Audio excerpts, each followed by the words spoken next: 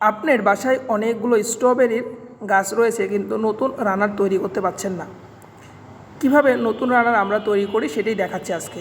আমরা এই ছোট ছোট প্যাকেটগুলোতে কিছু পরিমাণ ভার্মি কম্পোস্ট এবং ঝুরঝুরা মাটি ভরে নিয়েছি এবং আমাদের বেডগুলোতে যেখানে আমরা স্ট্রবেরি রোপণ করেছিলাম সেখান থেকে যে নতুন রানারগুলো বের হয়েছে তার পাশে আমরা এভাবে গর্ত করে নিয়েছি এবং গর্তগুলোতে আমাদের যে কয়েকটি রানার ছিল সেই কয়েকটি রানারের জন্য আমরা একটি একটি করে সারিবদ্ধ করে ছোট ছোট পলিতে যে মাটি আগে থেকেই ভরে রেডি করে রেখেছিলাম সেগুলো সারিবদ্ধভাবে রাখছি।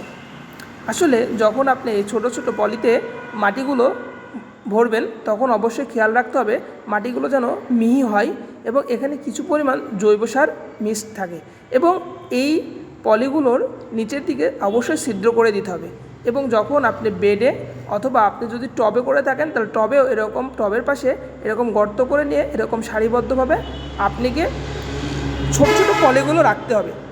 এরপরে আমাদের রানারগুলোতে যে শিকড় চলে এসেছে এই শিকড়গুলো খুবই যত্ন সহকারে আমরা একটা পিন দিয়ে আটকে দিব। এই পিন দিয়ে আটকে দেওয়ার একটি কারণ হচ্ছে যে এটা যেন নড়ে না যায়, কারণ এখানে যখনই আপনি পানি দিবেন তখনই এগুলোতে খুব অল্প পরিমাণ শেকড় থাকার কারণে লড়ে নষ্ট হয়ে যেতে পারে। তাই আমরা এগুলো খুবই যত্ন সহকারে একটির পরে একটি পিন দিয়ে আটকে দিচ্ছি। এভাবে খুব সহজেই একটি মাতৃ গাছ থেকে অনেকগুলো শাখার চারা তৈরি করা সম্ভব।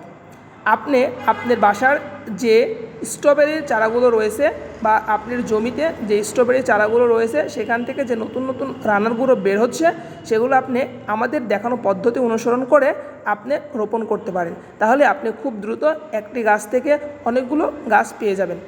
আমাদের এই ভিডিওটি আপনার ভালো লেগে থাকলে এটি শেয়ার করবেন এবং কমেন্ট করে জানাবেন আরও নতুন কি আপনারা জানতে চান।